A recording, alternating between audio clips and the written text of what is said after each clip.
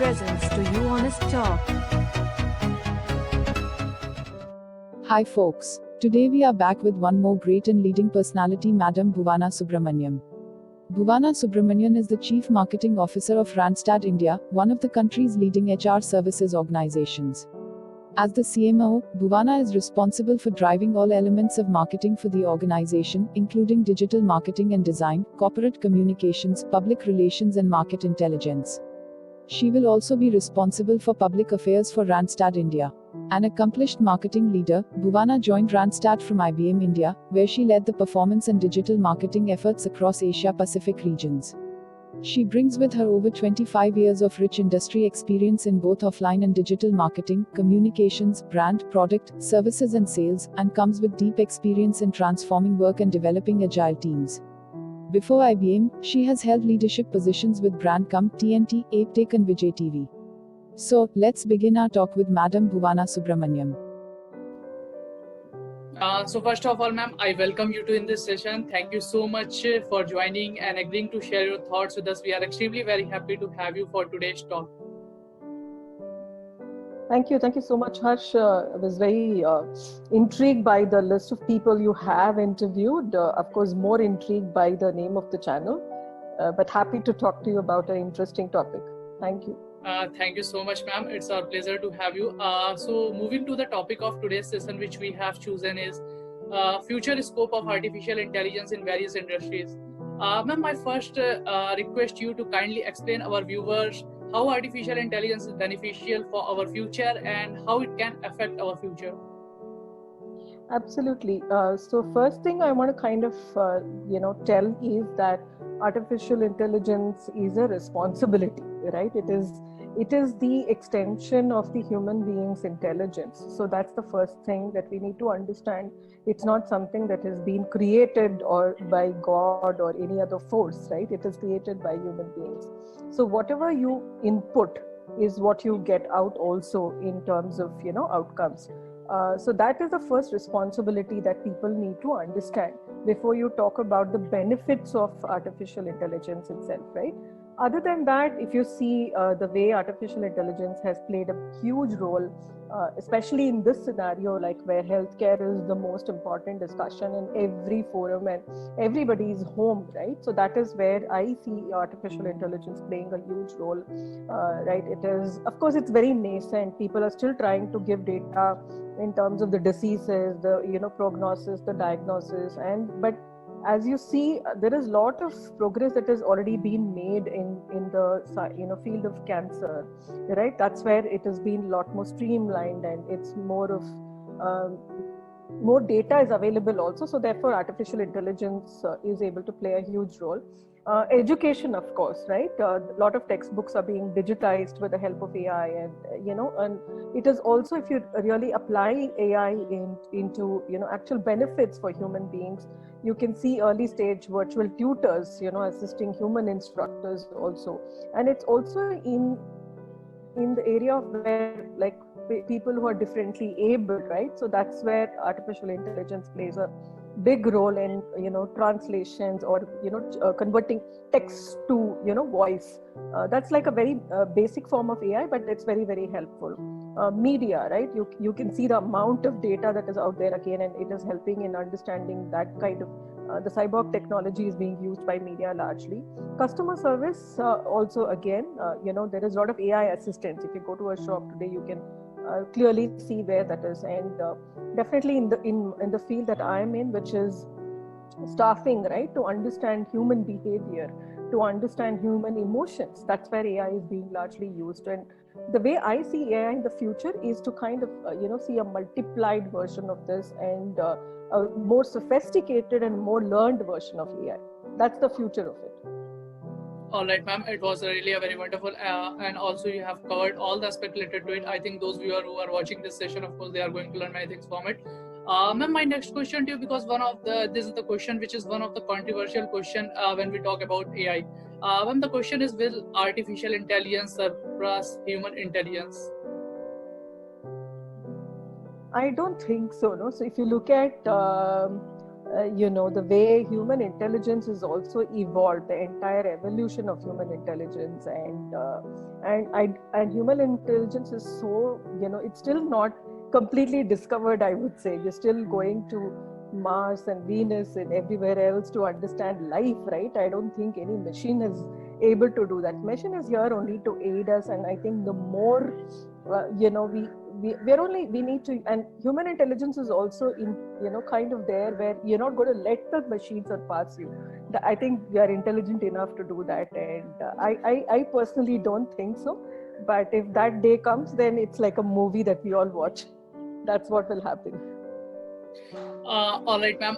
Ma'am, my next question to you: what do you believe? What will be the future kind of jobs if we talk about in artificial intelligence? I in my previous organization, I was working a lot with developers, right? So for me, it starts with the coding, and I think everybody needs to understand coding and learn coding, right? And if it has to be included in the curriculum, and that is what is going to define the future. So that is one basic job that will definitely continue to be there, because you need to kind of have, right, sophisticated programming, sophisticated coding to ensure that you're always ahead of the game, right? That's definitely there. And artificial intelligence will also ensure that you are, the data scientist, that is definitely there. And any field, if you take, right, the technology is going to keep changing, right? As I mentioned healthcare, education, media, and customer service and staffing, right? You need to be able to understand the artificial intelligence. So that's where the job opportunities will also be there. The automation side, the understanding of the data, the data analytics side of it, and the actual technology which collects this data, the sensor, and lot more. And it all, I mean, all of us know that today that your house can be completely AI-fied, if I can use that word, right? And it's all going to be on your phone. So you need to be able to understand applications, or develop applications for a device that you're going to be able to carry. So that those are the job opportunities that are actually, even, I'm not even talking future, it's there even today. And it's just going to be a sophisticated version of each of these as we move forward. Indeed, ma'am. Ma'am, as recently we have seen that our government has launched a new national education policy, and they were talking about to introduce the artificial intelligence and IoT, all these kind of stuff in schools. So what do you believe, ma'am? How could teaching artificial intelligence in school could equip children for the future? You and I know, and you are definitely much younger than me, Akash, but you must be having much younger children in your family or your friends' family, right? And you know how even 2-year-olds are much more advanced when they're using, applications or mobile and, technology much further than what we had, used, right? So they're kind of born, I mean, we were all born on the cloud, but, these kids are born in AI, I would say. So they definitely understand this sophisticated technology much better.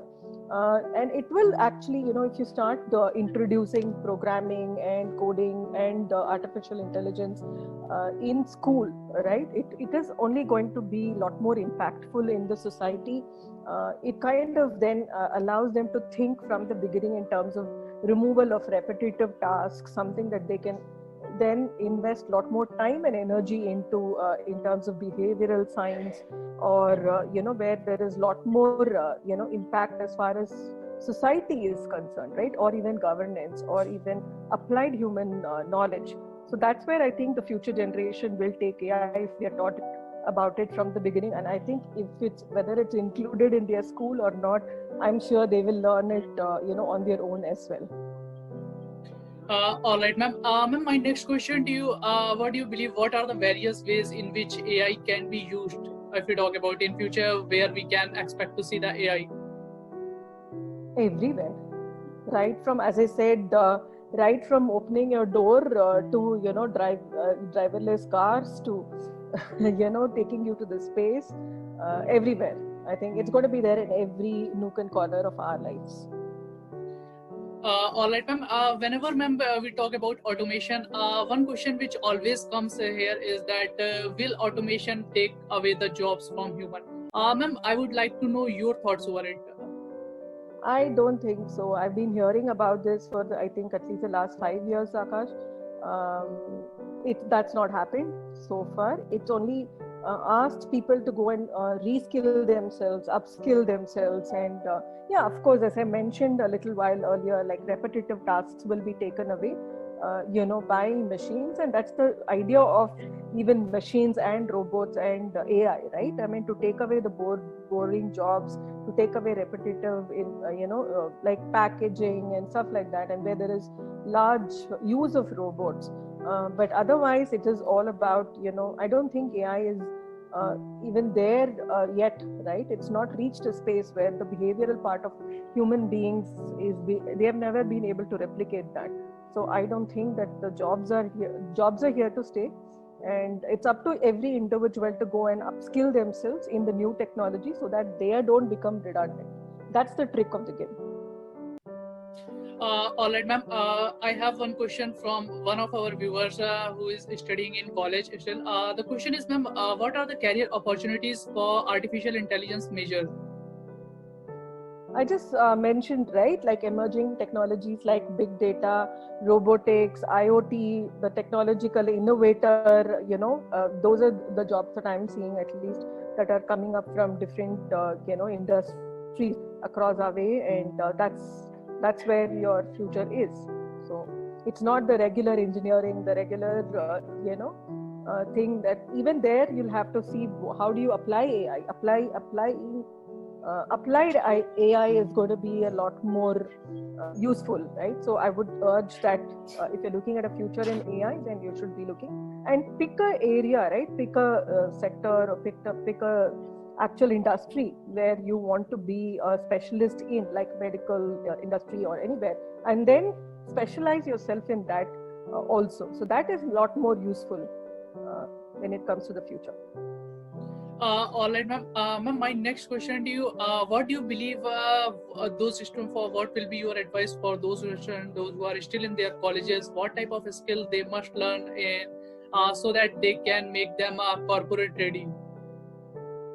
I would focus more on softer skills than, that's where the whole and the actual attitude. Of course, the technology side of it and all that we've already spoken about, right? In the sense of the actual artificial intelligence, the coding, and all of that, right? So that is definitely something that your college is already included in their curriculum. But going forward, I would definitely say keep the right attitude, continuous learning, right? Upskilling as you move forward. I have seen a lot of programmers, continuously learning new programming that is only going to make it better and better. So that's my definite, take on it, and that's what I urge.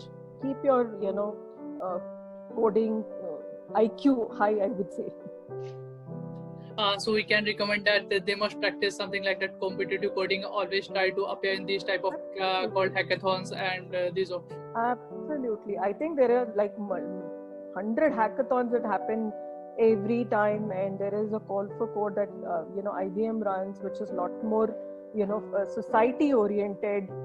Right, so do take part in those, which is where you identify a cause for which you're able to go and apply your knowledge and skill as well, right? So that will also give you an opportunity to learn as you code, and it also gives an opportunity for you to bring together people from different geographies, so you're learning from each other as well. So take part in those competitions, take part in hackathons, take part in society and actual cause, right? The CSR causes. Government also has actually introduced quite a lot of coding. I know that a lot of applications were selected by the government for their Yojana, also for Made in India Yojana, right? So even there you can participate and showcase your challenge. And the more you practice, the more you become better. Yes, ma'am, we can see that our government has also, and we have some of the best hackathons, that is Smart India Hackathon, and many, in case in right now we have seen in this COVID time, government promoted many hackathon, also in the search of this medicine also. Ma'am, my next question to you, as we have covered all the positive aspect related to AI, but if we talk about the risk and the challenges, then what will it be? First of all, life itself has a lot of risks.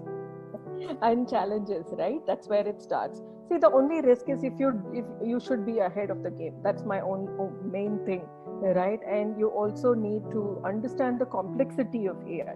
It's not some simple science. It's not. It's a combination of the data analytics, the application of the data, it has to be ethical also, right? So that is the main thing. If it is unethical, right, that's where you see a lot of fraud happening today. You see a lot of security breaches happening. So if you use it for the right purposes, right, then I think AI is a great tool for us to have, and it is only going to benefit. There is no downside to it, right? So that's the main thing that I would urge the youngsters to kind of look at. All right, ma'am. It is again a very wonderful answer from your side. Ma'am, my next question to you, if we talk about for college student especially, then what do you believe apart from technical skills, then what are the skills they must learn in during their college days? Other than AI, or generally? No, ma'am. Apart from technical skill, then what are the soft skill and what are the other skill would you recommend to learn in the college days? They must have it. See, when we actually any organization, when they employ people, right, they look for the right attitude, right? That's the main thing. Skill can always be taught, right? That's something that we all believe in, and you can learn skills as you move forward in life also. But when the person comes with the right attitude, with the positive approach to everything, and is willing to learn, those are the three things. And definitely collaboration, right? Collaborative mindset is really, really important in today's world. Especially in this scenario where face-to-face integration is not possible, right? We are all working out of homes, or working using our laptops, right? So all the more you need to understand how to collaborate, how to be a lot more patient, listening skills, right? So those are a couple of things that I definitely would tell that college students need to start imbibing in their own self, and start practicing it at home also. All right, ma'am. I think it is really a very brilliant advice from your side to all the college students. Ma'am, I don't want to take you much time. So moving to my last question of this session, the question is, which is of course a topic of our session. What is the scope of artificial intelligence in various industries? It's huge, right? It is about, one is the integrated architecture that you need to understand, right? That is the back end of it. So there is a huge opportunity there. The front end is, of course, the customer service and, applying AI to each of the industries, right? The robotics part of it and the IoT part of it, emerging technologies. Applying AI everywhere is the most biggest future that you're going to have. All right, ma'am. It was really a very wonderful answer, and also it was really a very wonderful session with you. Thank you so much, ma'am, for joining and giving your time. It was a healthy discussion with you on the topic. Thank you so much, ma'am, for joining. Thank you so much. Thanks for the opportunity, and I really enjoyed, talking on the subject. It's a very, very favorite subject of mine. Thank you so much, ma'am. Thanks. Take care. Stay safe, guys. Thank you, ma'am. Thanks for watching. Please like, share and subscribe.